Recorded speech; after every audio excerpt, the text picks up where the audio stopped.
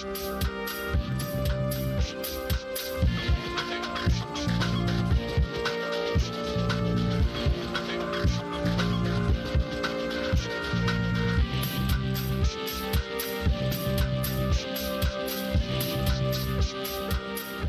buenas noches, señoras y señores, ¿cómo están ustedes? Bienvenidos a otra edición del Péndulo por Unicanal.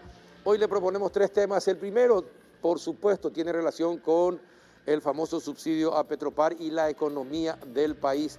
Nos van a acompañar para hablar acerca de ese tema don Alberto Acosta Garbarino, presidente de la ANDE, y el exministro de Hacienda, César Barreto. El segundo bloque vamos a hablar acerca de la tarifa Itaipú, los problemas que tiene la ANDE, la reciente pérdida de un juicio que le costará más de 10.000 millones de guaraníes, con el ingeniero Félix Sosa, presidente de la entidad. Y el último bloque hablaremos acerca de los números de la pobreza. 2 millones de personas en Paraguay no pueden cubrir lo básico. De eso hablaremos con Iván Ojeda, director del Instituto Nacional de Estadísticas. Y antes de ir a la primera pausa y comenzar el debate, les invito a compartir un rico café Lavazza que permite degustar un producto con aroma, sabor y cuerpo inconfundibles y presente en los mejores restaurantes y cafeterías del país. Cafepar representa y distribuye Lavazza, el espresso italiano por excelencia. Pausa y retornamos.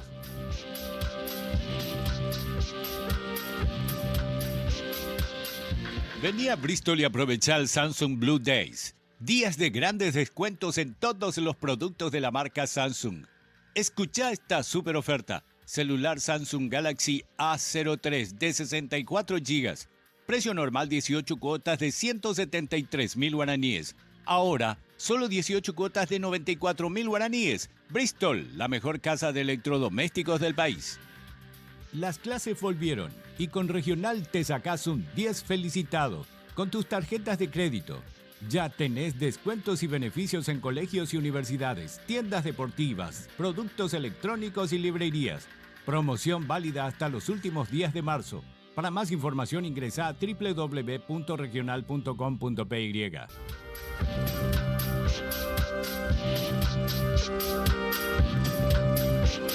¿Qué tal, don César Barreto, el ministro de Hacienda? ¿Cómo anda?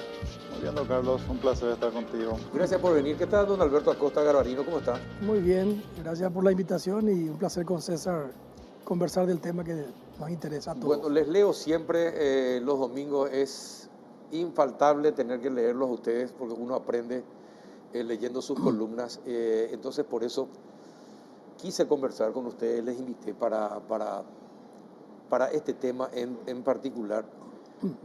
Se tomó una buena decisión. Ayer hablaba con Juan José Vidal, el presidente de Dinatran, por Radio Caritas, y me decía, fue un error del gobierno. Tuvo que aceptar de que fue un error del gobierno haber dado ese subsidio a Petropar. ¿Fue la medida más correcta que pudo tomar? ¿Existían otras mejores? ¿Qué piensan ustedes como economistas? Yo creo que de las opciones que había, creo que se tomó la peor, ¿verdad? Porque primero, de por sí, el subsidio, para que se pueda justificar, tiene que darse condiciones muy particulares. Un subsidio es un tema complejo, ¿verdad? Porque uno le está sacando plata de alguna gente y le está dando a otros, digamos. Entonces uno tiene que saber muy bien cómo está haciendo eso para que haya comprensión, digamos, de los contribuyentes, especialmente de lo que se está haciendo, ¿verdad? En este caso, está bien, podríamos haber subsidiado por las circunstancias muy particulares que está ocurriendo con el precio del petróleo internacional, que no sabemos cuánto tiempo va a durar. Entonces uno tiene que también saber, bueno, cuánto me va a costar esto, porque si dura un mes, 2 meses, 3 meses, 1 año, 2 años, 3 años, es muy diferente. Exacto, la cosa, ¿verdad? Así mismo. Pareciera que habría alguna necesidad de hacer algo, ¿verdad? Pero habría que haber buscado un mecanismo que tenga los menos daños colaterales posibles, ¿verdad? Porque si vamos a hacer esto, que ya es luego malo, ¿verdad? Por lo menos hagamos de una forma que no dañe otras cosas, ¿verdad? Y la forma en que se hizo al subsidiarle solamente a una empresa, que encima es una empresa pública, ¿verdad? que compite en el mercado con empresas privadas, ¿verdad? El daño es enorme de varios puntos de vista, ¿verdad? Y pónganse en el lugar de una empresa extranjera que hace como 6 o 8 meses compró una empresa local distribuidora de combustibles. No sé quién lo habrá asesorado, pero alguien le dijo seguramente que Paraguay es un lugar bueno para invertir, y qué sé yo, ¿verdad? Que hay cierto respeto a los inversionistas, al capital invertido, ¿verdad? Hay cierto Hay clima libre competencia. libre competencia, sí. O sea, una cosa le vendieron a él 6 meses después, el que le asesoró no sé qué le estará diciendo hoy, porque ¿cómo justificas una medida del Estado que interviene en un mercado a través de una empresa pública y crea una distorsión enorme a través de un subsidio, ¿verdad? Para mí es una decisión arbitraria, ¿verdad? Discrecional del Estado que crea un daño terrible a la confianza en el país, primero. Y segundo, Rompe la libre competencia. Claro, rompe la libre competencia, ¿verdad? Totalmente. Ahora, pero es peor cuando lo hace el Estado. Exacto. Si lo hace un privado, empieza a tener comportamientos irregulares, un privado, hay una entidad pública que se llama Comisión Nacional de Defensa de la Competencia que podría entrar a arbitrar allí, investigar, hacer sumarios y ver si es que se cometió algún delito, qué sé yo, y penalizarlo, ¿verdad? Pero en este caso, cuando el Congreso aprueba una ley, ¿qué va a hacer la CONACOM? No puede hacer nada. Le pusieron una ley, ¿verdad? Él no va a poder ir a quién le va. O sea, es tremendamente dañino lo que se hizo. Pero el Poder Ejecutivo podía haberlo vetado. El Poder Ejecutivo, yo creo que tenía que haberlo vetado. No que tenía que haberlo hecho, ¿verdad? Perfecto. Don Alberto, ¿usted qué piensa? Yo pienso igual que César, se tomó tal vez la peor decisión de todas. Todas eran relativamente malas, sí, pero esta es la peor. Es la peor porque, ya dije la vez pasada en un programa parecido a este acá en el mismo canal, en primer lugar es inconstitucional esta ley. En segundo lugar es un error, económicamente hablando, es una cosa equivocada, diríamos. Socialmente no llega a la gente afectada. Y es un error político, o sea, suma todo mal, ¿verdad? Me voy por parte. El tema constitucional sabemos perfectamente que Paraguay, en el año 92, en su constitución, que es la Carta Magna, la Carta Magna está dividida en dos partes, una parte que es dogmática de derechos y la otra parte que es la parte de cómo está organizado el Estado, diríamos, ¿verdad? En la parte dogmática consagra derechos, una serie de derechos, a la vida, a la libertad, a la propiedad privada, y uno de los derechos se llaman derechos económicos. Y ahí dice clarísimamente de que se garantiza la libre competencia y se prohíbe la fijación artificial de precio, la baja o subartificial, ¿verdad? O sea, ese artículo es clarísimo. Y ese era nuestro contrato social, es lo que acordamos en el 92. Y ninguna ley puede estar por encima de eso. Algo parecido ya pasó con la ley de tarjeta de crédito, que también tiene el mismo problema, ¿verdad? Viola ese artículo de la 107 y bueno, la Corte Suprema de Justicia no hizo nada aquella vez y tampoco creo que va a hacer nada ahora, ¿verdad? Ahora, entonces dice que fue un error político. Bueno, estamos en año electoral. ¿Cree que fue un error político? Bueno, voy a ir por parte, voy por parte. Yo creo que es importante también para la gente un poco educar, diríamos, en el tema subsidio, ¿verdad? Yo, igual que César, creo que es una medida que hay que hacerlo con mucho cuidado. Y para mí tiene como 2 o 3 principios básicos para subsidiar algo, ¿verdad? El primer principio, yo diría, es si se va a subsidiar, el subsidio es un gasto y tiene que tener una fuente de financiamiento de ese gasto, ¿verdad? Ya estamos con un Estado con un déficit fiscal importante que venimos de varios años y este es un gasto en esa situación, diríamos, ¿verdad? Y no está claro de dónde saldrían los recursos para financiar este gasto. Yo ahí repetí la vez pasada una frase que decía Felipe González, cuando estuvo en el... Felipe González es un dirigente socialista español y estuvo en el Congreso uruguayo hace unos 30 años atrás y él dijo una frase que era: un presupuesto equilibrado y una moneda sana no es ni de izquierda ni de derecha, es la primera responsabilidad de un gobernante. O sea, vos podés tener gasto, pero tenés que tener la contrapartida, ¿verdad? Entonces, esto se aprobó sin tener claro de dónde van a salir los recursos. En segundo lugar, si vas a subsidiar, y ahí ya entra un concepto que a mí me parece importante que los televidentes conozcan bien, si vas a subsidiar, hay dos maneras, diríamos, de subsidiar. O subsidiar la oferta a quien produce el bien, ¿verdad? O le subsidiar en la demanda a quien consume el bien, ¿verdad? Cuando entras a subsidiar la oferta, como en este caso, a tocar el precio, alterás el sistema de precios. En una economía de mercado, la gente puede actuar libremente, puede invertir, puede comprar, puede pagar libremente, y la señal, la brújula que marca qué hacer es el sistema de precio. Cuando un precio sube, es una señal para los productores para producir más, ¿verdad? O para los consumidores consumir menos. Entonces, cuando vos comenzás a alterar el sistema de precios, que es lo que se hizo ahora, es como que yo te apague tu tablero del auto, ¿verdad? Te quedas sin tablero, sin saber si tenés combustible o no tenés combustible. Está alterando la esencia del sistema de libre mercado, que es el precio, ¿verdad? Entonces acá se tocó el precio, se tocó inclusive el precio para un operador, y generó toda esta distorsión que uno va por la calle y ve una estación de servicio llena de gente y la otra vacía, ¿verdad?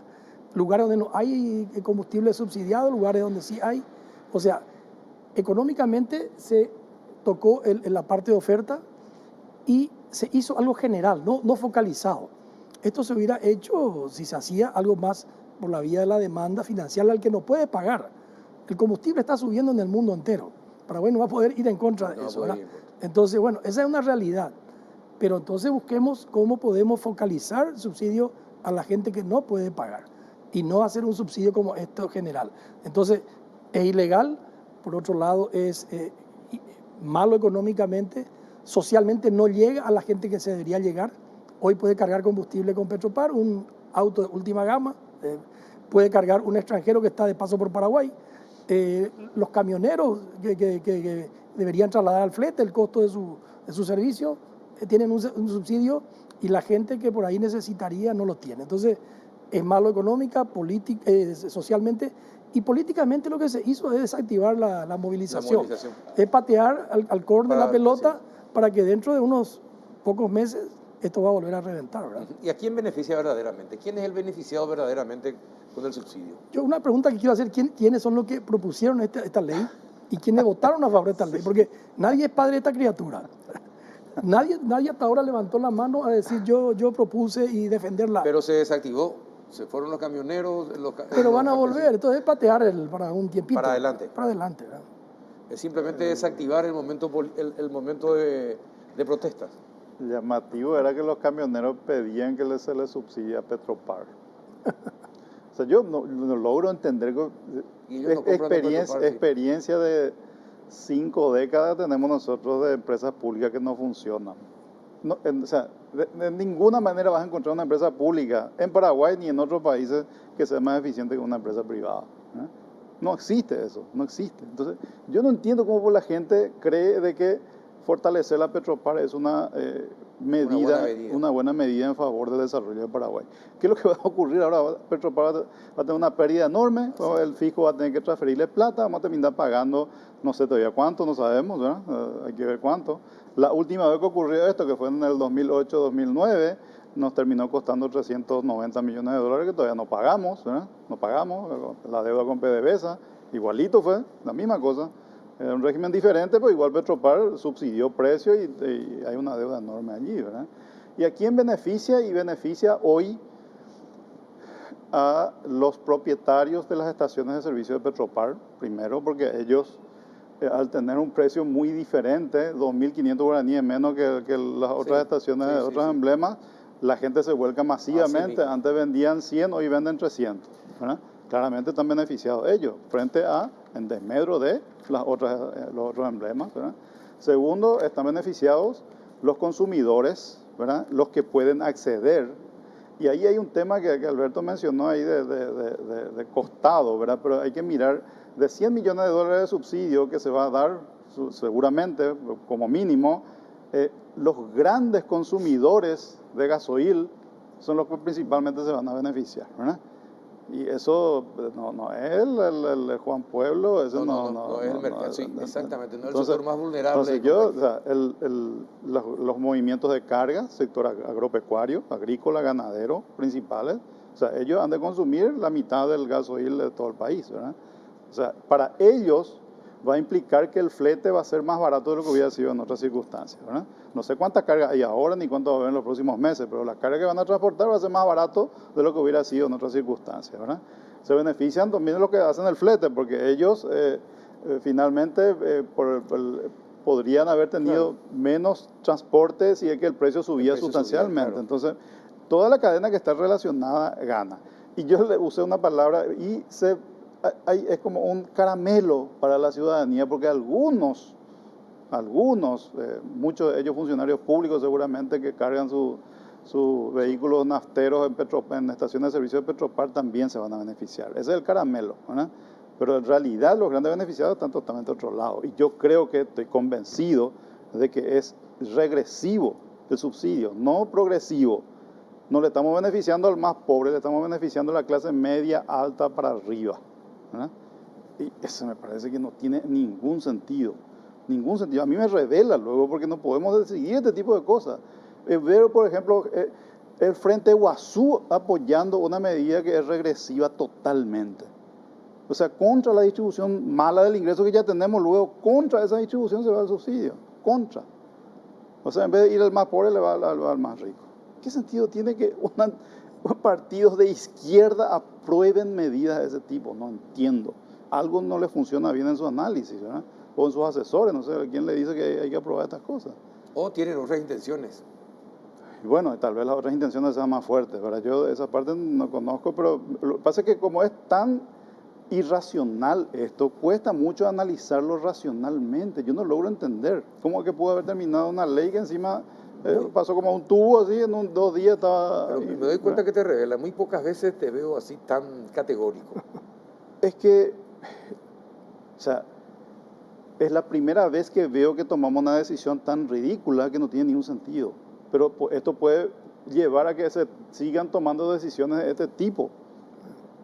O sea, si en el Poder Ejecutivo nadie se hace cargo, ¿verdad? Va al Congreso la discusión, es una discusión política y ella es mayoría, negociaciones políticas aquí y allá y te sacan cualquier cosa, ¿verdad? ¿Cómo puede ser que nadie del Poder Ejecutivo se haya hecho cargo de esto? No puede ser eso, ¿verdad? Definitivamente no puede ser. Yo quiero saber quién es el papá de la criatura. Hasta ahora no sé quién fue el que propuso, cómo fue la votación en el Congreso, quiénes apoyaron, ¿verdad? Yo no he visto, ¿verdad? Pero realmente yo también comparto esa indignación. Y lo peor es que ya vemos el error. Vuelvo a poner el ejemplo de la tarjeta de crédito. Pasó lo mismo. Se dieron cuenta del error, pero después nadie se animó a plantear revertir el error.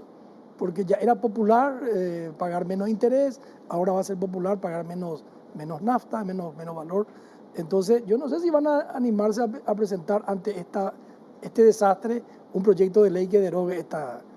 Y tampoco creo que la Corte Suprema de Justicia va a fallar sobre el tema constitucional, ¿verdad? Entonces, esto va a seguir y eso fue lo que ocurrió con las tarjetas, fue el mismo caso con las tarjetas. Acá está en Canova, que está viendo el programa, pregunta, ¿por qué dicen que esto beneficia a la clase más elevada? Y porque los que tienen autos son la clase más elevada en Paraguay. O sea, ¿quién tiene auto en Paraguay? Clase media para arriba, no es el pobre, ¿verdad? Y los motociclistas, ahí van a salir con el motociclista, sí, hacer delivery perfecto. Y compañía. Tienes razón ahí, le tomo eso, pero de 100 millones de dólares, ¿cuánto cree que va a ir el motociclista? Y una ínfima parte. 5 millones. 95 millones se va a ir para los grandes consumidores. 95 millones se va a ir para los grandes consumidores. Por eso digo, un caramelo fue para un grupo, claro, ¿verdad? Para la mayoría es un caramelo, pero en realidad los 100 millones se va a ir para los grandes consumidores, ¿verdad? Sin contar el tema corrupción, porque con todo esto se compra aquí, se vende allá, sabemos todo lo que está pasando ya en estos pocos días, ¿verdad? O sea que vuelvo a repetir, al tocar el sistema de precios se altera todo y es un tema jodidísimo eso, Alberto. Es bueno que lo haya tocado porque a mí se me pasó, ¿verdad? Vos entras a tocar el sistema de precios, el sistema de mercado no funciona. ¿Qué pasó en Venezuela cuando empezaron a tocar el sistema de precios? No solamente empezaron combustible, después entraron a tocar todo. Desabastecimiento por todos lados. Sí, Entonces, ¿qué va a ocurrir acá si es que se le presiona a la gente a que, o sea, supongamos que el gobierno dije ahora vamos a poner tope al precio del combustible? Puede ocurrir, puede Claro. ocurrir. Le subsidiamos a Petropar y al resto le ponemos un tope. ¿Qué es lo que va a tener? No va a tener combustible. Pues ¿quién te va a hacer te va a comprar a 100 y te va a vender a 90 o a 80? O sea, Petropar está comprando a 100 y vende a 70 por ahí ahora. ¿Quién te va a hacer eso en el sector privado? No funciona así el sistema de mercado. No funciona así el sistema de mercado. funciona Pero, así. ¿de qué manera esta decisión que se tomó, de qué manera va a impactar a la economía del país a lo largo del año? ¿Qué puede pasar? A ver, la Porque economía, esto genera incertidumbre. o sea, incertidumbre importante, ¿verdad? Que se suma a las otras que ya hay. Exactamente. ¿verdad? La principal es la política en este momento, ya que estamos entrando ya en el centro electoral, digamos, en términos de tiempo, y eso genera incertidumbre normalmente grande, ¿verdad? Entonces, si en ese ambiente electoral la primera decisión que se toma es ¿verdad?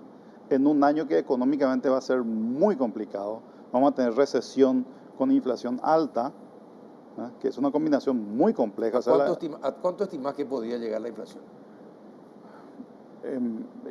Depende mucho, ¿verdad? Pero las proyecciones que estamos manejando de los más optimistas va a llegar al 7% a diciembre. Al principio del año pasado nosotros estimamos que iba a terminar en 5%, ¿verdad?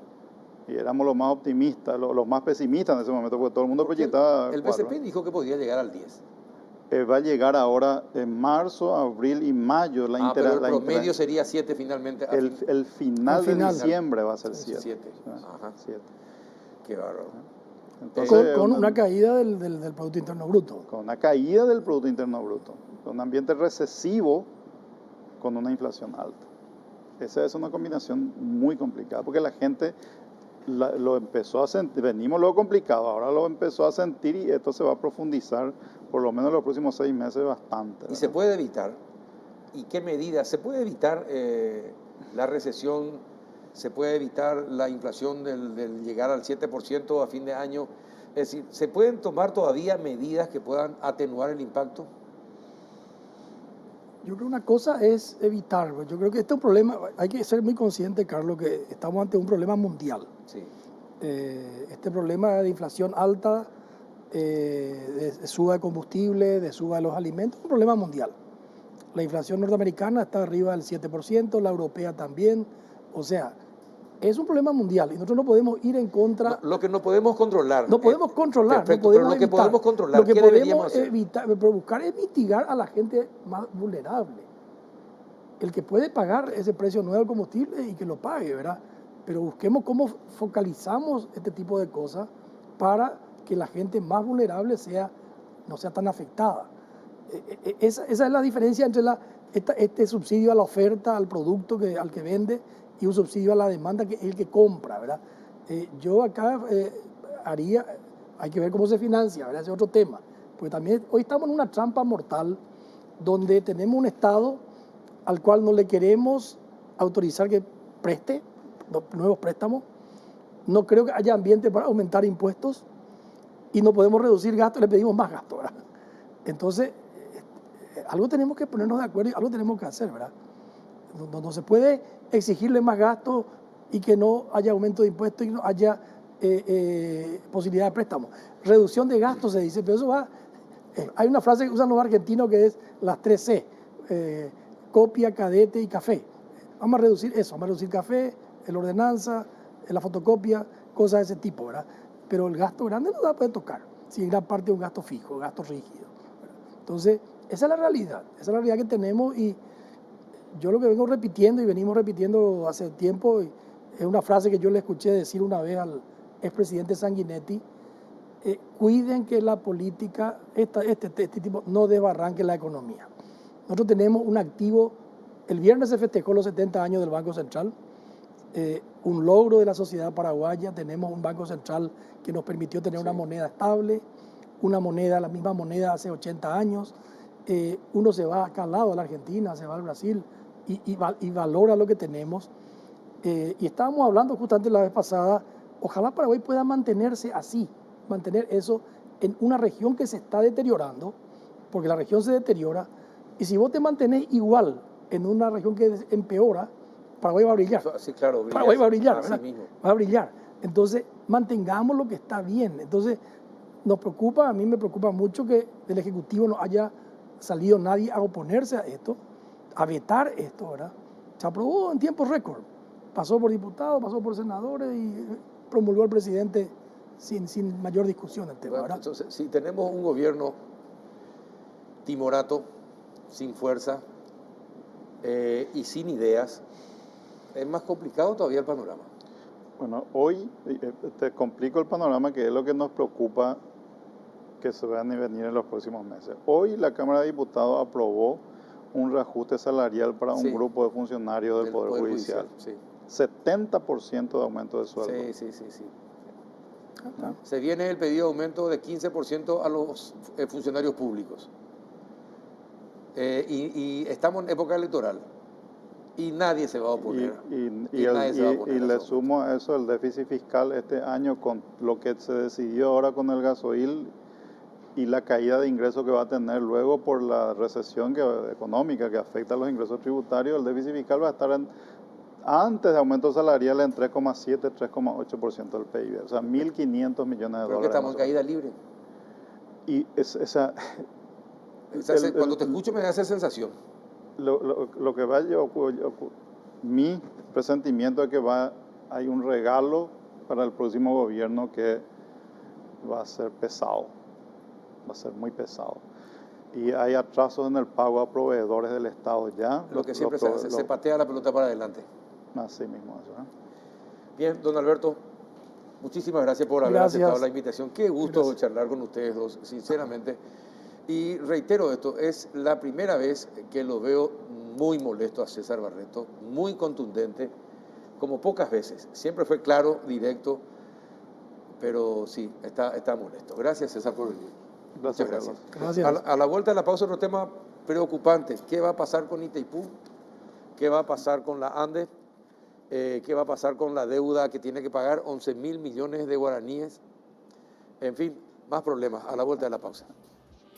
Vení a Bristol y aprovecha el Samsung Blue Days. Días de grandes descuentos en todos los productos de la marca Samsung. Escucha esta super oferta. Televisor Samsung Smart de 43 pulgadas Full HD. Precio normal 18 cuotas de 362.000 guaraníes. Ahora, solo 18 cuotas de 229.000 guaraníes. Bristol, la mejor casa de electrodomésticos del país. Ya estamos en compañía del presidente de la ANDE, el ingeniero Félix Sosa. ¿Qué tal, ingeniero? Buenas noches, ¿cómo anda? Muy buenas noches, Carlos, y a todos los televidentes. Un placer de estar nuevamente en No, tu gracias programa. por venir, gracias y por cumplir, porque usted me dijo la semana que viene y está acá justamente una semana después. Sí. Ingeniero, ¿por qué perdió la ANDE 11.000 millones de guaraníes? Realmente es un tema que se inició, es un caso judicial del año 2010. Es un contrato de provisión ¿De postes? de torres. De torres. Del año 1900, del 95. Del año 95. Pero la denuncia se hace en el 2010. En el 2010, cuando terminó el contrato, se hizo el estado de cuenta final, donde la ANDE aplicó una multa por atraso y el proveedor en este caso no estuvo de acuerdo y en el año 2010 empezó el proceso judicial. ¿Y la firma, según la ANDE, la firma incumplió su contrato o no? Definitivamente, por eso en el año 95, yo confío muchísimo en lo que se hizo en su momento. La ANDE siempre aplica lo que dice el contrato. En ese caso no hubo un acuerdo justamente en el estado de cuenta final y comenzó el proceso judicial, ¿verdad? ¿Y qué van a hacer? ¿Hay alguna otra alternativa judicial que puedan plantear o ya no?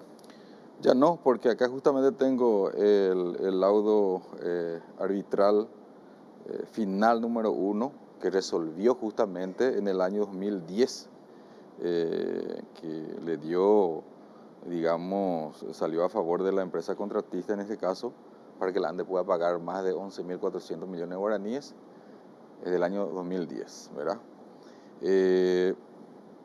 Cuando yo asumí, lógicamente ya estaba esta decisión judicial, entonces conversé con el asesor legal y le dije que teníamos que irnos hasta la última instancia. Ajá. ¿Y quiénes fueron los abogados? ¿Quiénes fueron los abogados de esta empresa durante todos esos años? Mira que yo no Porque tengo los detalles. se mencionó que el doctor Euclides Acevedo, actual canciller, formaba parte del staff de abogados, así como el ex Contralor General, el señor García, el doctor García y Álvaro Arias. ¿Ellos serían los que aparecían como abogados de Engineering? Inicialmente creo que sí, Carlos. De hecho, no tengo acá los detalles, pero inicialmente creo que sí. Y como te decía, nosotros entonces en agosto del año pasado, lógicamente, recurrimos hasta la última instancia, a la Corte. Y bueno, y ahora la Corte confirmó esa sentencia y no tenemos de otra que pagar esa multa de más de 11.400 ¿Y por qué millones. antes la Corte no decidió nada al respecto? ¿Cuánto tiempo estuvo la Corte para decidir? No, de hecho nosotros recurrimos a la Corte en agosto del año pasado. En agosto recién. Así es, Ajá. el año pasado. Yo no te podría decir por qué no se accionaba anteriormente, Ajá. porque nosotros teníamos todavía una instancia, cuál era la Corte, ¿verdad? Entonces planteamos la inconstitucionalidad, ¿verdad? Entonces es la última instancia que teníamos. Era nuestra obligación ir hasta la última instancia. ¿Cuántos contratos con la ANDE tuvo esta empresa Engineering? Y mira que yo no te puedo decir porque hace bastante tiempo, del año 95, tiene contrato con la ANDE, entonces yo no tengo esa información en este momento. Pero ¿verdad? son muchos. Son muchos contratos. Son muchos contratos. Así es. A ver, usted es consejero de Itaipú también. Así es. Bueno, usted sabe que la Itaipú le suspendió por 5 años a esta empresa. Tengo entendido que sí. Yo no estoy en la parte administrativa de Itaipú Nacional. Sí, sé. Así es. Pero sí, le suspendió por 5 años. Entonces, si usted es consejero de Itaipú, pero al mismo tiempo presidente de la ANDE, ¿usted permitiría o permite que siga contratando esta empresa con la ANDE? De hecho, no es vinculante con la ley de contrataciones públicas, la ley 2051, sí. Lógicamente, legalmente nosotros no podemos impedir que siga participando como proveedor del Estado. O sea que eso se debería de ver con... Ahora, Contraloría también lo suspendió por 1 año. Esta empresa está suspendida por 1 año para contratar con el Estado. Definitivamente, si está... La Dirección de Contrataciones. Así es. La Dirección de Contrataciones Públicas. La Dirección de Contrataciones Públicas es lo que le tiene que habilitar o no. No la ANDE. Pero la ANDE debe estar informada también. Definitivamente. De la situación. No, de hecho, para nosotros siempre una empresa contratista que de alguna u otra manera incumple con el contrato siempre es un problema. Sí. Ahora, hay una cosa que siempre me llama la atención sobre este tema en particular. Sí. La mayor empresa del Estado es Itaipú. La más grande, la más importante de todas. Le suspendió por 5 años. Sí. Pero todas las otras empresas del Estado le siguen contratando. O seguían contratando. Increíble.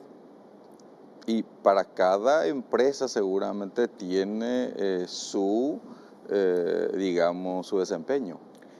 Sí, para eso existe la Dirección Nacional de Contrataciones Públicas que tiene que tomar la decisión al respecto, ¿verdad? Claro. Es decir, hablando con el director de Contrataciones Públicas, me habla de la binacionalidad de Itaipú y Yacyretá, entonces tienen otras reglas, otras normas. Así es.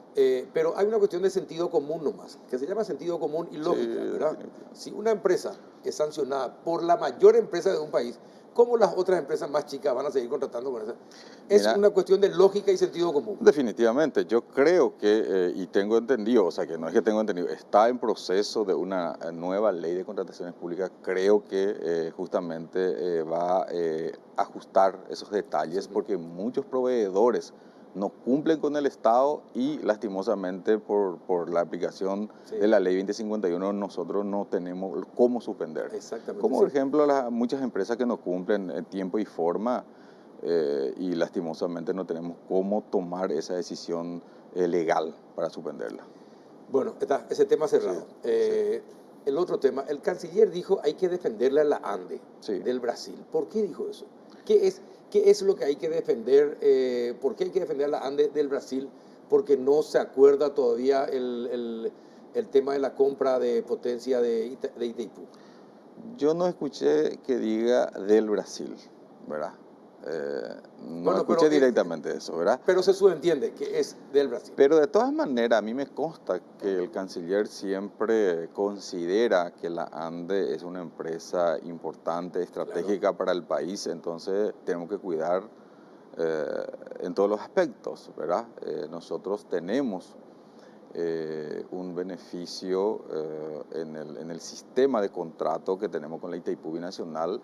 Por tal motivo, Paraguay tiene la tarifa más baja de la región. ¿Por qué? Porque tenemos, en base a un acuerdo del año 2007, cuando en la Itaipú Binacional se incorporaron 2 nuevas turbinas, entonces se llegó a un acuerdo a pedido de Brasil, que esas 2 turbinas, ellos querían que entre dentro de para que se contrate, que entre dentro de la potencia contratada.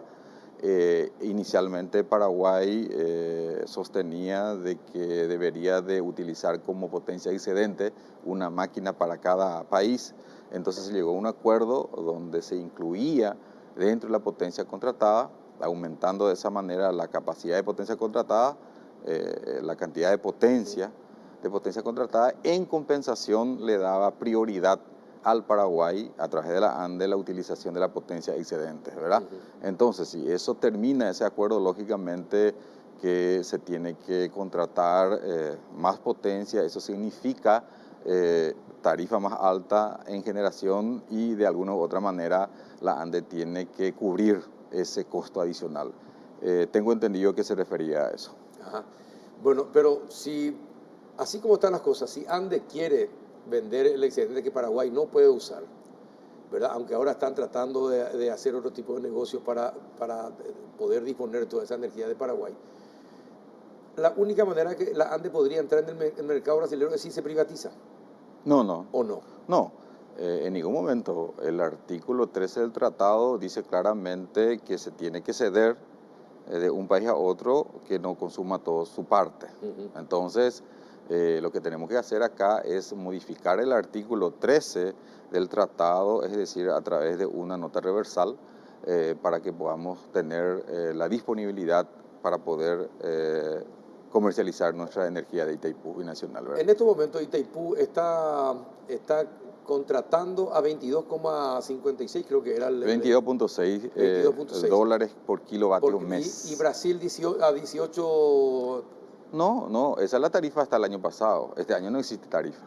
Pero ¿y cómo se está haciendo entonces la contratación de potencia en estos primeros 3 meses? No, la contratación, el nivel de contratación ya tenemos. Nosotros tenemos en promedio para el año de 1.810 megavatios de potencia y el resto Brasil, lo que no se tiene es la tarifa.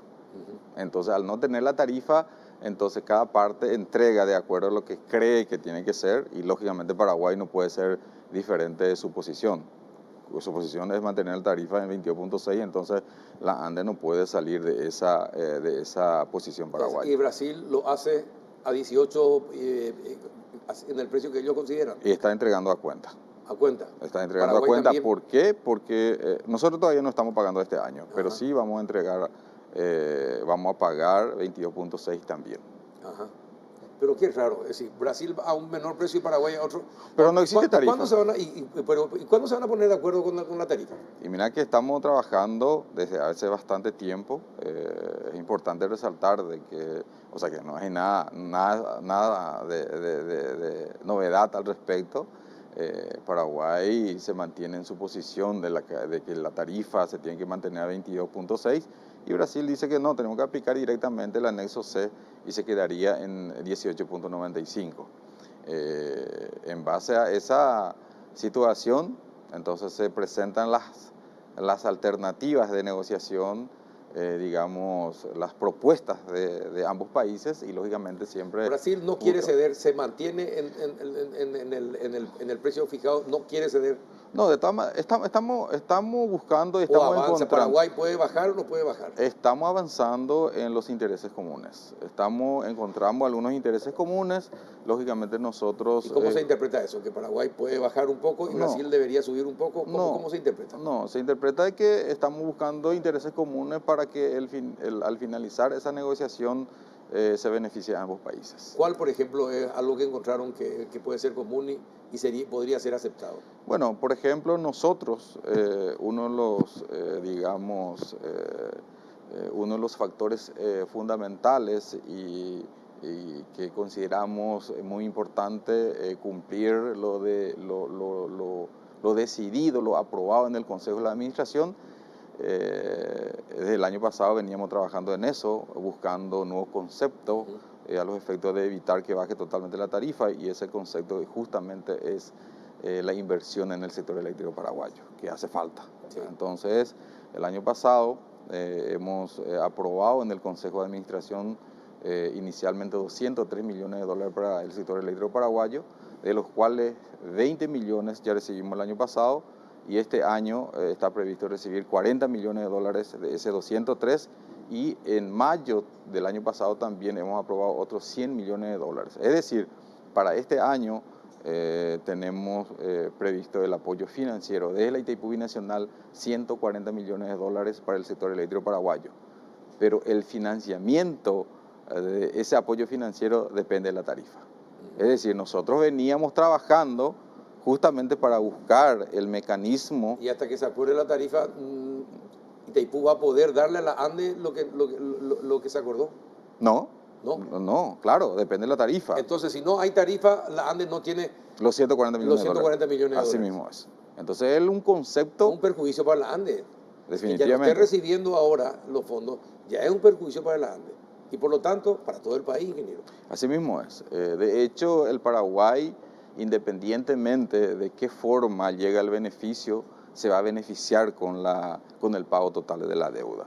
Por un lado, con la reducción de la tarifa, entonces la ANDE va a tener más beneficio, o sea, más margen para poder realizar las inversiones necesarias en el sector eléctrico según el plan maestro de la ANDE. O por otro lado, lo más importante y lo más conveniente todavía hasta ahora, porque el mayor porcentaje todavía contrata Itaipú, entonces lo más conveniente es que se mantenga la tarifa y que ese ingreso adicional se pueda destinar al sector eléctrico paraguayo. Usted que está dentro del Consejo de Itaipú, ¿cuánto tiempo más estima que podría pasar? ¿Podría llegarse hasta las elecciones en Brasil sin que se defina la tarifa? Bueno, de hecho siempre nosotros creemos que en 30 días ya se iba a resolver, o sea que pensábamos que íbamos a poder llegar a un acuerdo al 30 de marzo, pero no pudimos llegar nuevamente, pero estamos avanzando muy bien. No te podría dar fecha, Carlos, para no mentir. Es una negociación muy importante, es la primera en la historia que 600 millones de dólares se está reduciendo el servicio de la deuda, entonces siempre ambos países están defendiendo sus intereses, entonces yo no te podría dar una fecha, pero creo, considerando de que existe un avance muy importante, que en un mes más aproximadamente estaríamos llegando a un acuerdo. En un mes. Bueno, Así te es. tomo la palabra, en un mes te No, vamos a invitar. mira, no te puedo asegurar, no depende de mí solamente. No, yo sé que no depende, así es. usted está diciendo Así podría. Podría, definitivamente, y espero que sea así, ¿verdad? Definitivamente, bueno. Pero en ningún momento yo te puedo asegurar eso. En un mes vamos a chequear el tema y la vamos a invitar otra vez. En una negociación depende de ambas partes. Sí, totalmente. No es una imposición. No, totalmente. Así es. Bueno, y como nosotros vamos a hacer el seguimiento, porque es parte de nuestra tarea. Sí, definitivamente. Entonces... Es que es importante que se defina ya la tarifa, considerando de que actualmente la Itaipú Binacional está funcionando en forma con procedimiento extraordinario y lógicamente no es fácil manejar una empresa tan importante como la Itaipú de esta forma, ¿verdad? Bueno, otro tema cerrado. Sí. Pasemos a la venta. Sí. ¿Cuánto de energía van a poner a la venta para la gente? 1000 megavatios. 1000 megavatios. Sí. Es una decisión histórica de la ANDE. Ya. ¿Qué se piensa conseguir con eso? ¿Y a quiénes estaría dirigido? Bueno, primeramente, relatar un poquitito, uno de tus colegas la vez pasada me preguntó, ¿y por qué ya no se hizo antes esto? ¿Verdad? y porque no teníamos la capacidad de retirar toda la potencia desde la Itaipú binacional.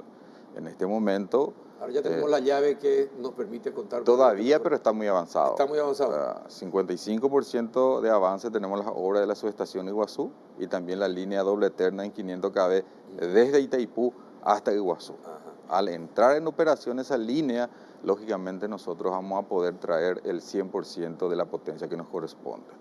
Entonces ya podemos pensar en una venta, considerando de que existen muchos interesados que llegan a Paraguay, principalmente para la instalación de hidrógeno verde, que tenemos 4 empresas que nosotros firmamos memorandos de entendimiento a los efectos de ir analizando la factibilidad de la instalación de los mismos.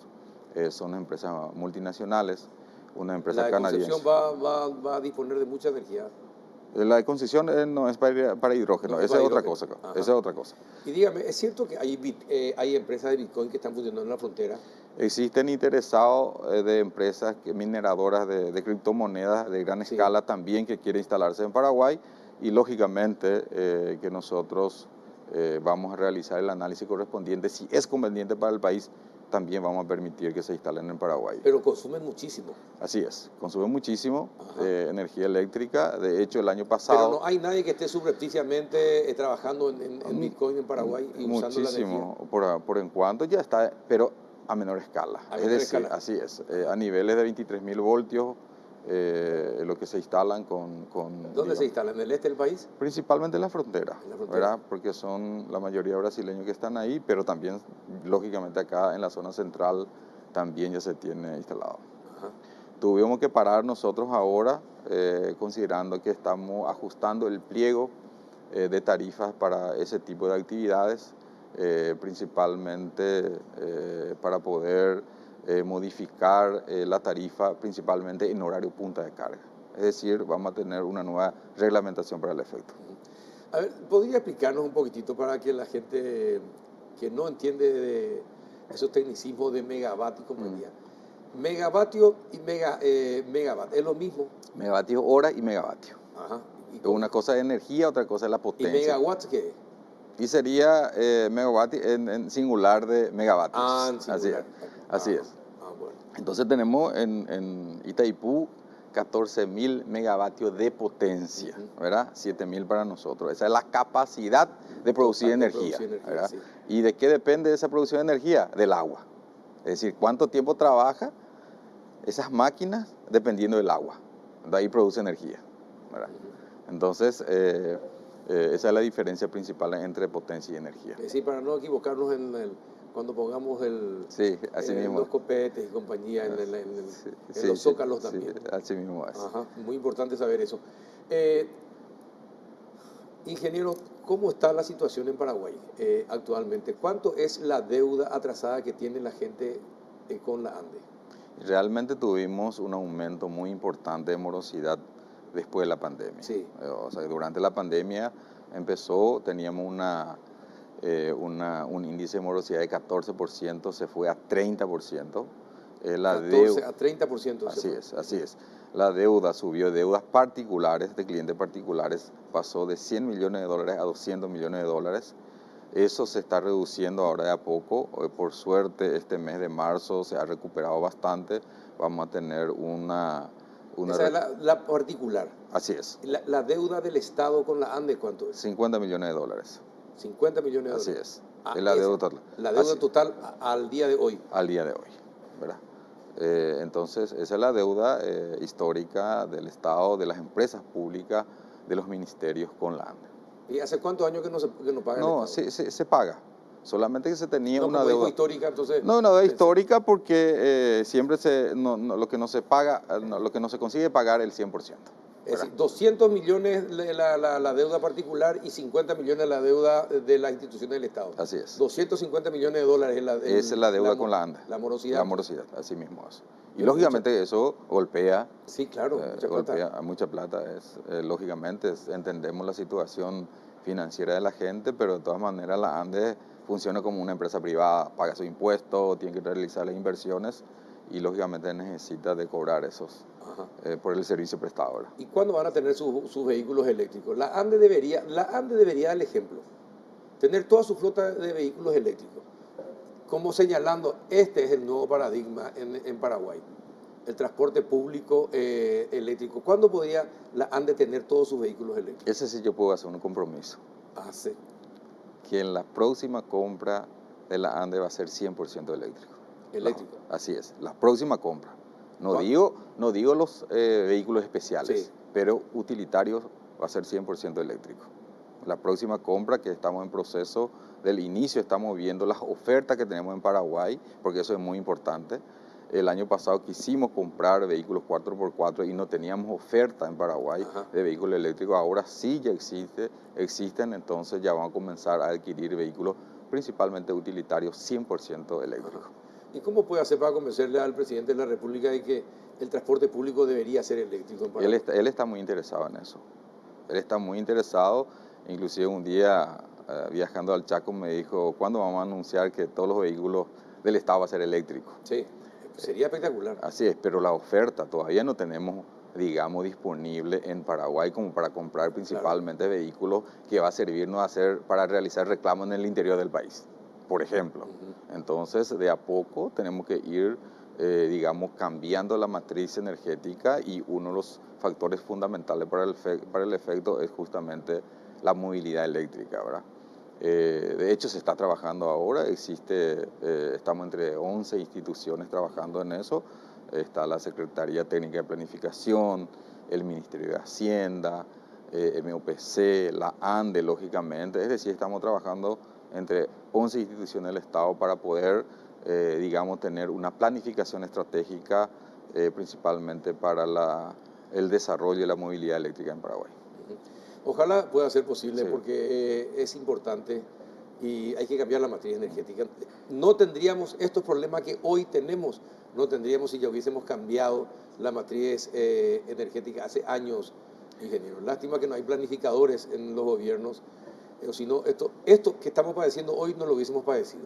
Y uno de los temas que creo que compartimos también, Carlos, es que lastimosamente tampoco se hicieron las redes de transmisión y distribución en su momento.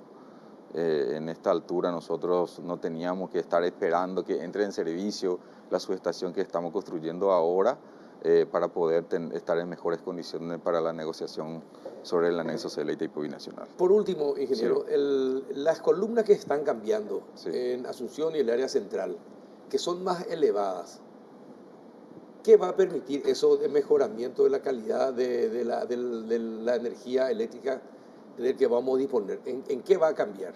Bueno, principalmente anteriormente se usaba columna de 12 metros, entonces Sí. solamente podría llevar una red de media tensión. Entonces tenía que hacer otra línea paralela para poder tener otra línea y tener opciones. Uh-huh. En caso de que tenga problema esta línea, puede entrar en servicio esta línea, o normalmente ya están en paralelo, entonces sale y automáticamente ya entra esta línea. Entonces, ¿qué es lo que se hace ahora? Se está llevando dos líneas, o sea que esas columnas más altas están preparadas para llevar dos líneas.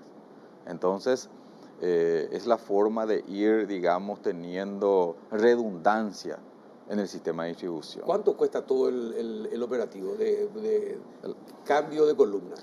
La inversión total en Asunción y área metropolitana será de 250 millones de dólares. Cambiar todo, 250 millones de dólares. Estamos ya llegando al 60% de la ejecución, digamos, de la primera fase, y la segunda fase está en proceso de licitación. Ser gratis y es que se ponían al día el Estado y los particulares. 250 exactamente. ¿No? Y, ¿cierto? Sí, ¿verdad? Realmente sería lo ideal. Sí. De todas maneras, en una empresa siempre existen morosidad dependiendo de la situación. Eso pero ocurre 250 millones sale el cambio de todas las columnas. Asunción y área metropolitana. Área metropolitana. Así es. Y sí. por otro lado ya tenemos un préstamo de 250 millones de dólares, de los cuales 100 millones de dólares se va a invertir para la incorporación tecnológica. Eso es muy importante porque además de tener las redes físicas, tenemos que operar a distancia. Entonces, para el efecto, 100 millones de dólares estamos invirtiendo, vamos a invertir, ya tenemos el préstamo aprobado en el Congreso, y 120 millones de dólares sería para poder empezar a realizar los cambios también en las principales ciudades del interior del país. ¿Qué posibilidad hay de usar los paneles en las rutas? Muy importante. Para abaratar costos, por ejemplo. No, todavía. Al comienzo la inversión sería fuerte, Pero con el tiempo eso se va amortizando y se vuelve más barato, ¿no?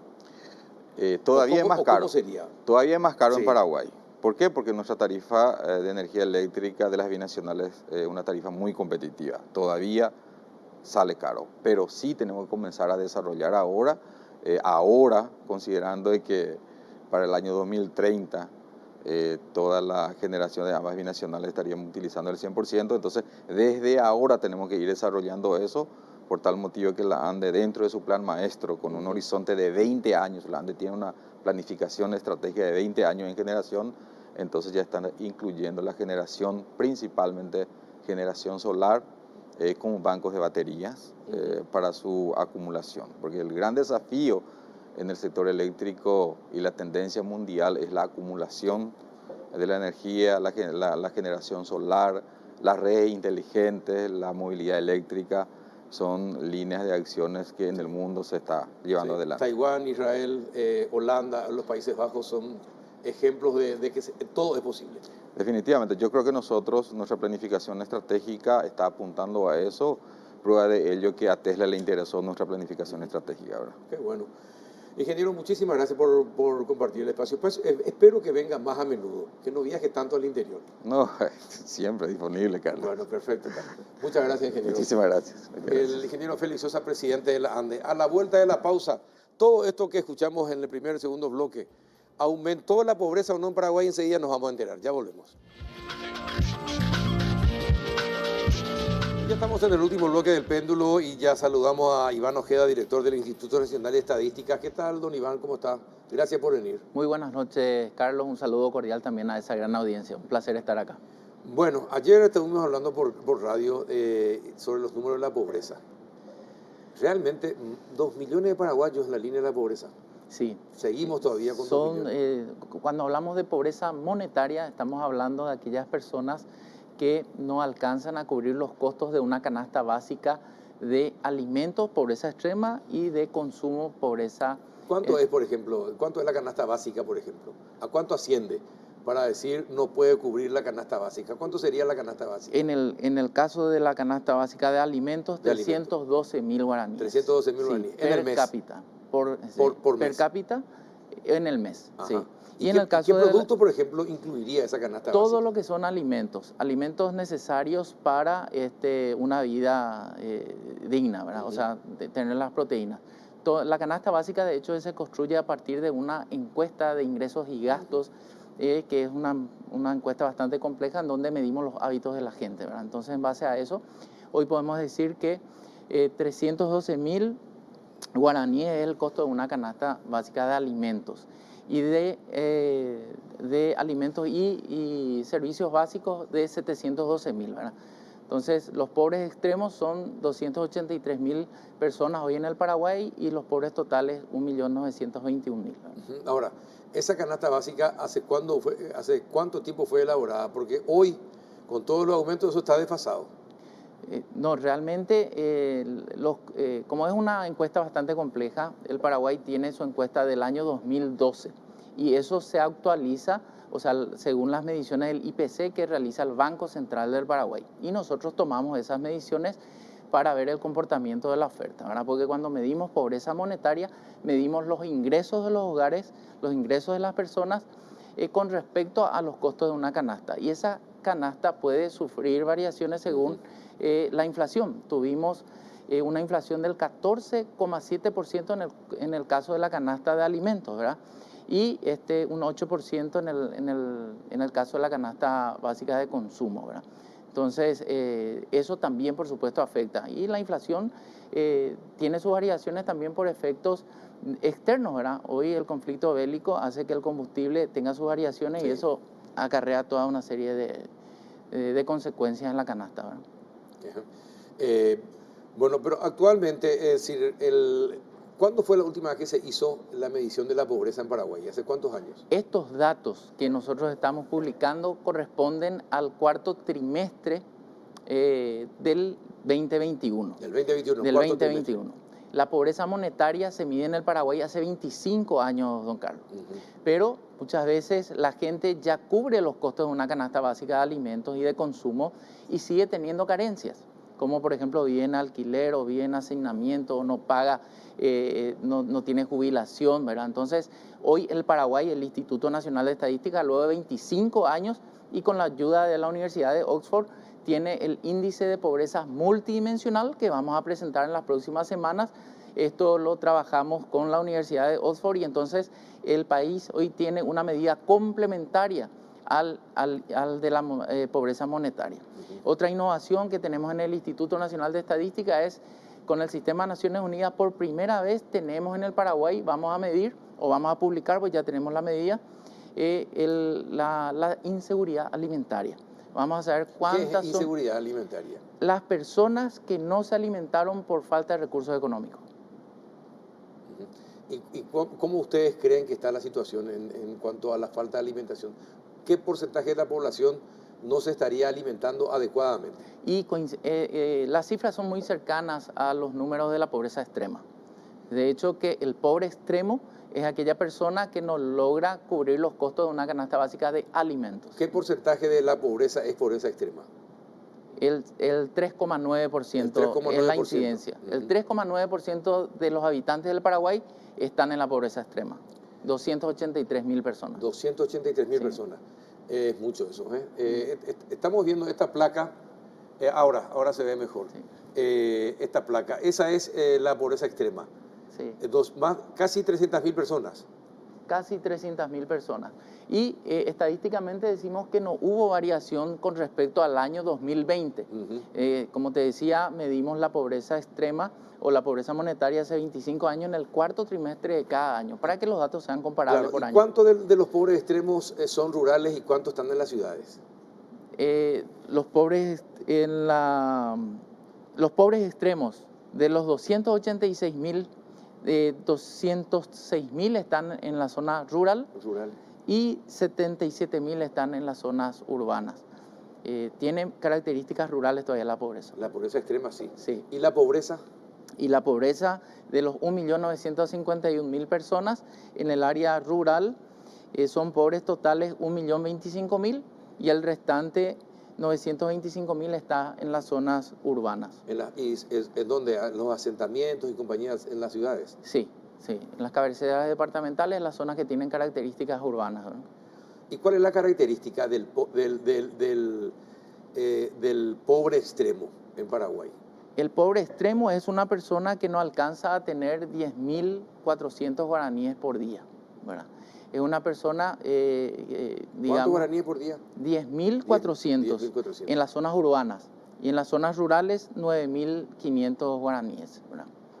Un pobre extremo es aquella persona que a los efectos de la medida no logra cubrir los costos de una canasta básica de alimentos, ¿verdad?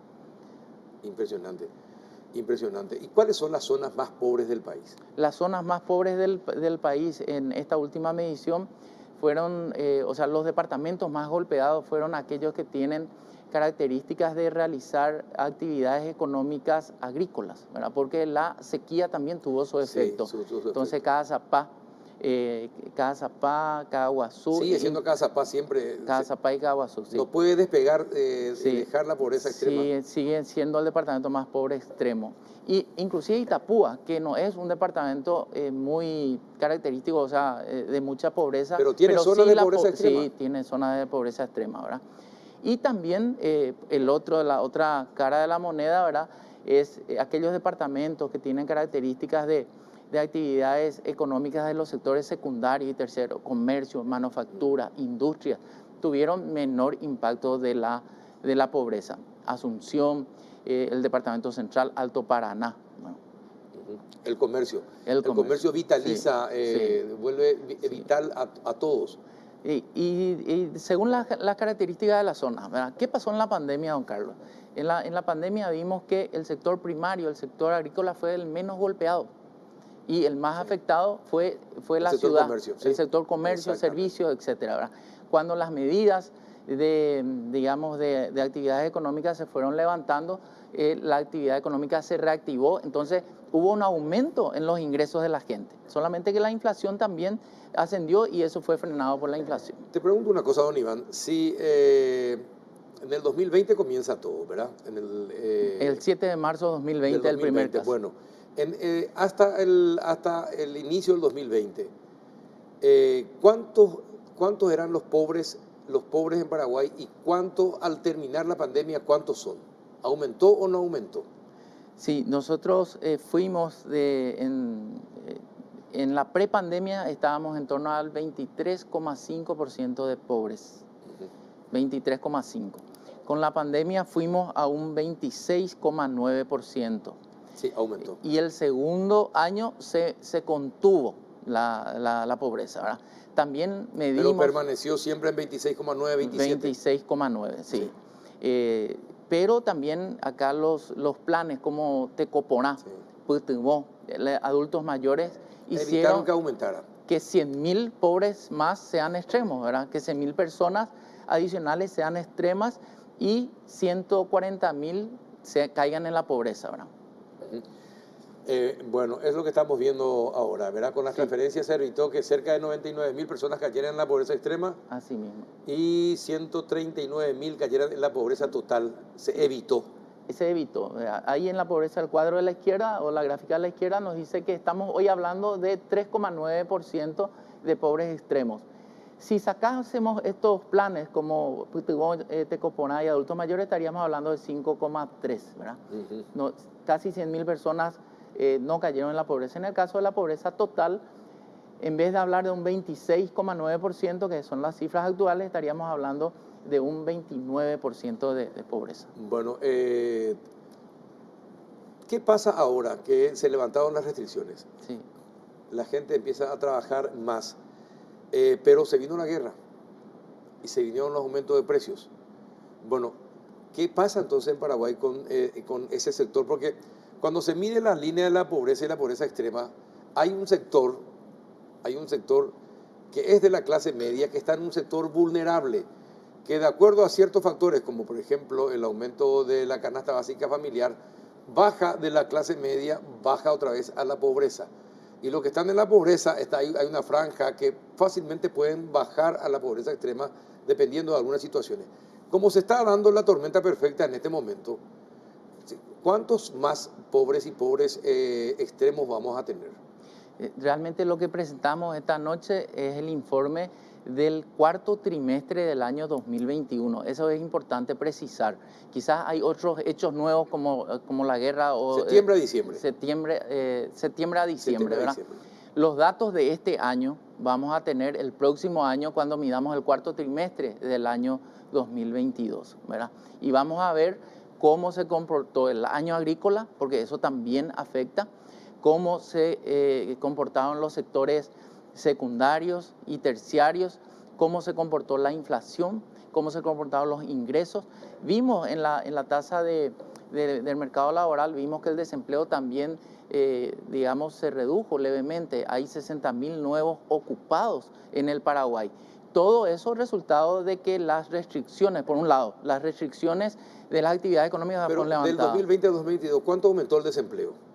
Del 2020 al 22, bueno, estábamos en 6,5, hoy estamos en 6,8, ¿verdad? Llegamos a estar en 7,2. 7,2. 7,2. Y hay una mejoría ahora, ¿verdad? Ahora se redujo otra vez. Sí, son 286.000 personas desocupadas. ¿Actualmente? Actualmente. ¿De la población económicamente activa? Te hablo del cuarto trimestre del año 2021, porque las mediciones hacemos durante todo el año con cortes trimestrales, ¿verdad? Pero la información se da al otro año. No, en el caso de la pobreza, en el caso del mercado laboral o del desempleo, sí. hacemos, cerramos el trimestre y un mes después salen los datos. ¿Y cuál fue el peor mes? Tuvimos dos meses muy duros, más que 2 meses, 2 trimestres, porque nuestras mediciones son trimestrales. Tuvimos 2 trimestres muy duros.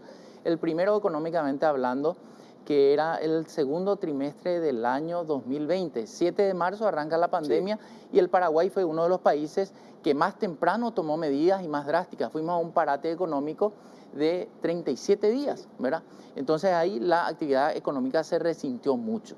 El otro trimestre crítico fue el segundo trimestre del año 2021, en donde finales del mes de mayo, principios de junio, tuvimos los picos de contagios y de muertes en el Paraguay.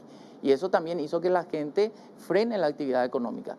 Posteriormente a eso, cuando llegaron las vacunas, la gente se vacunó, las restricciones también se fueron levantando y eso reactivó la economía, ¿verdad? Hoy la economía está reactivada, los ingresos de la gente mejoraron, pero la inflación es lo que está frenando. A ver, ¿cuántos habrían quedado desempleados como consecuencia de la pandemia? Me hablaba de que hay una recuperación de cerca de 200.000 personas con empleo otra vez. Sí. Pero ¿cuántas habrían quedado desempleadas? ¿Hay algún dato preciso al respecto? Claro que sí, tenemos información por trimestre, ¿verdad? Muchas veces cuando analizamos, hablamos solamente de desempleo, ¿verdad? Pero al analizar el mercado de trabajo hay componentes del mercado laboral. Están los subocupados por insuficiencia de tiempo, la gente que trabaja, tiene una actividad económica, tiene tiempo ocioso, busca trabajo y no consigue.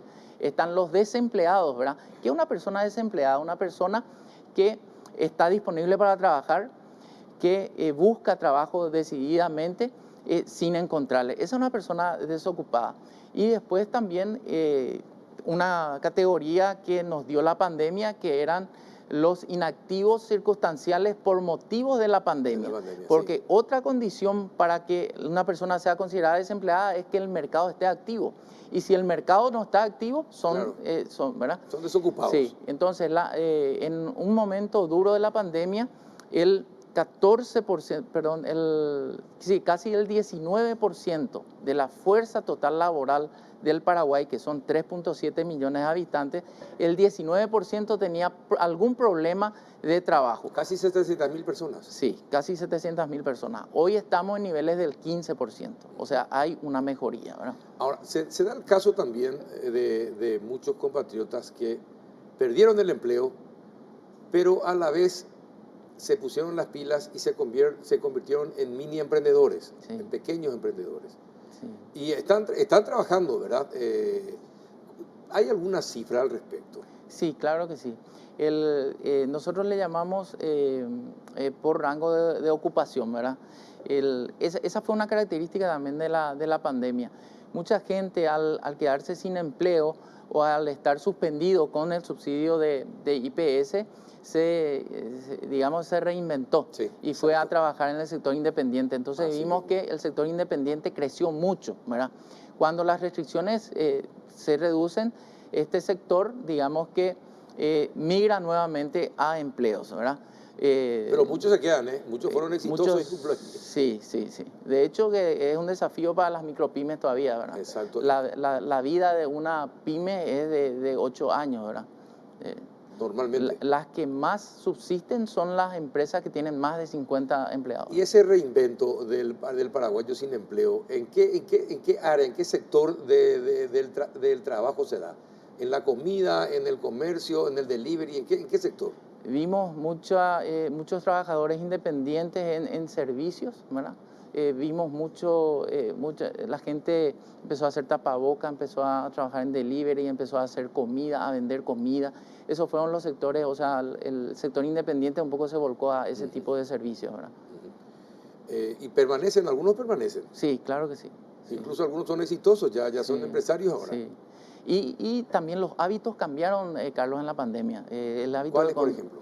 Y la compra de equipos de computación, por ejemplo, porque los niños se tenían que quedar o se quedaban en las casas, entonces ya no alcanzaba una computadora o un teléfono, entonces las familias tuvieron que comprar aparatos electrónicos de estas características, ¿verdad? Eso también, al volver los niños a las aulas, por supuesto que los hábitos también cambian, ¿verdad? Otro dato llamativo en la pandemia es la prevalencia de enfermedades. Cuando todos pensamos que íbamos a enfermarnos más, estas restricciones del gobierno hicieron de que la prevalencia baje, ¿verdad? ¿Qué tipo de enfermedades, por ejemplo, bajaron? Nosotros le preguntamos en la encuesta si en los últimos 3 meses acudió a algún servicio médico o estuvo enfermo por algún motivo, ¿verdad? En periodos de la prepandemia nos decían que un 38-42% de la población estaba enfermo o se enfermó. Con la pandemia esto bajó a un 19 a un 17%, ¿verdad? Por supuesto que el COVID era mucho más letal, sí, ¿verdad? Pero al no irse, por ejemplo, un dato, al no irse los niños a las aulas, se evitaba el contagio. Ahora ya comienza otra vez, sí, justamente. Sí. Sí, una característica de la presencialidad es que los chicos ya empiezan a resfriarse al por mayor. Sí. Sí, suele ¿verdad? pasar, claro. Suele pasar. Y ahora, son características. ¿no? sí, ahora empieza Sí. nuevamente. Bueno, ¿qué es lo que van a hacer ustedes? ¿Cómo se está preparando? ¿Qué es lo que van a hacer de encuestas? Para Nos los estamos próximos años? preparando para el censo de la década, don Carlos. ¿Qué ¿verdad? quieren? ¿Por qué el censo de la década? Y es el Censo Nacional de Población y Viviendas. Los censos nacionales de población y viviendas se realizan cada 10 años en los países, debido a que los cambios en la estructura demográfica alteran, alteran la estructura base de la población. Las estimaciones, ¿Cuánto crece Paraguay cada 10 años 100. en población? Anualmente 100.000 habitantes. Anualmente 100.000 100.000 más. habitantes. 100.000 Sí. más. Son los datos de proyección. Descontando Entonces, los fallecimientos también. claro, Ajá. la ecuación de la población total es, tenés el censo, una línea de base, más nacimientos, menos defunciones, más menos migraciones. Es decir, Y un eso es lo que millón de vamos a medir. habitantes más Paraguay tiene cada 10 años. Sí, sí. Eso es lo que nos dicen la proyectos. Ahora vamos a ver qué pasó con la pandemia. Esta va a ser la única oportunidad que el Paraguay va a tener de entender qué realmente nos deja la pandemia. Te doy cifras de la prepandemia. Nacían en el Paraguay un promedio de 145.000 bebés por año. Entonces estamos en un escenario de un baby boom, explosión de nacimiento, o hay un freno. ¿Qué pasó con los fallecimientos, verdad? El Ministerio de Salud tiene sus registros, ¿verdad? Muchas veces puede o no existir su registro, pero nosotros vamos a ver si estamos en las mismas cifras de 36.000 fallecidos Por en año. promedio por año, ¿verdad? ¿Qué pasó con la migración? ¿Fuimos un país receptivo o fuimos un país expulsor? Vimos con la encuesta permanente de hogares que hubo una migración interna en donde la gente volvía a su ciudad, localidad, a ¿verdad? su ciudad, sí. De la zona urbana, como las actividades del sector secundario y terciario, características de las zonas urbanas, se redujeron, la gente volvió a su lugar de origen y hoy hay una migración inversa también. Interesante. Y en cuanto a la migración, ¿cuáles son los datos primarios que se tienen? Bueno, los datos de migración maneja la Cancillería a través de registros administrativos y también la Dirección de Migraciones, ¿verdad? Registro administrativo. Lo que nosotros vamos a hacer es ajustar nuestras estimaciones y hay una pregunta en el censo, ¿verdad?, que le dice dónde residía hace 5 años. Entonces vamos a ver el movimiento migratorio, ¿verdad?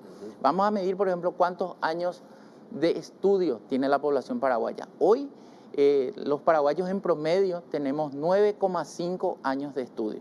Y esto crece 6 meses cada 10 años. Vamos a ver si esto aceleramos o frenamos, ¿verdad? ¿Cuándo comenzaría el censo? El censo propiamente sería un día miércoles del mes de octubre, inicialmente de este año, pero para llegar a eso...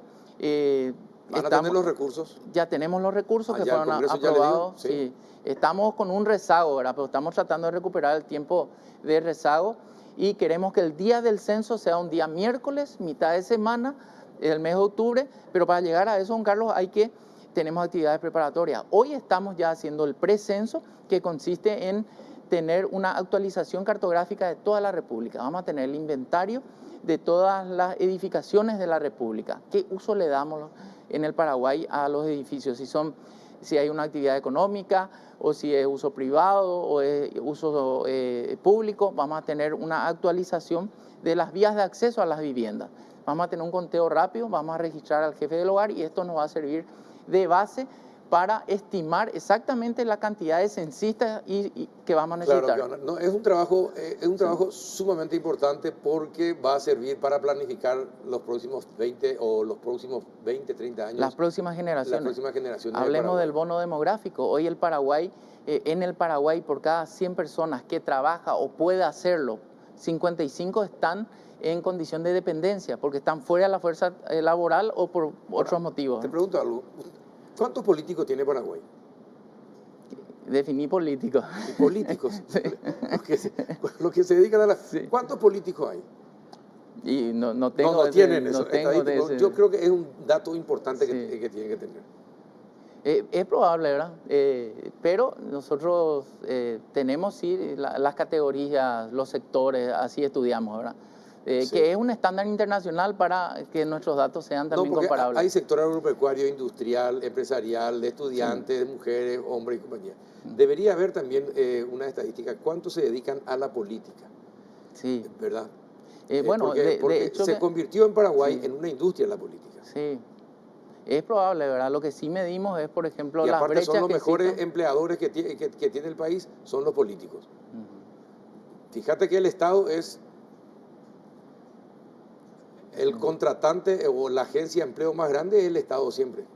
Sí. Que no debería ser, pero yo creo que deberíamos, porque hay muchos que tienen que rendir cuentas y tenemos Pero que saber un si gran están bien movilizador preparados o no. también es el sector privado, don Carlos, ¿verdad? Sí. El sector privado mueve gran parte de la economía nacional, ¿verdad? Entonces, el desafío nuestro es dar los datos para que los tomadores de decisión del sector público formulen las políticas públicas y también el sector privado tengan los datos para expandirse, para generar riqueza, para generar trabajo, ¿verdad? Sí. Y también, si por favor define en el próximo censo cuántos son olimpistas y cuántos son cerristas en Paraguay. Yo te diría ahí que algunos, los olimpistas son más de 4 millones y los cerristas la mitad más uno. Quedó como canciller. Gracias. Un placer, don Carlos. Muchas gracias, don Iván. Muchas gracias. Bien, así culminamos otra edición del Péndulo por Unicanal. Y verdaderamente nunca le vi tan molesto a César Barreto por una decisión económica que se tomó. Me llamó la atención ese detalle. Y también, ojalá que la encuesta que se pueda realizar sirva para que tengamos verdaderos planificadores de lo que tiene que ser una buena república, ¿verdad? Y que sobre todo los datos que ustedes la usen los políticos, pero para bien de todos, no para bien de sus bolsillos. Gracias, don Iván, por venir. Gracias a ustedes por compartir otro miércoles más. Hasta la próxima.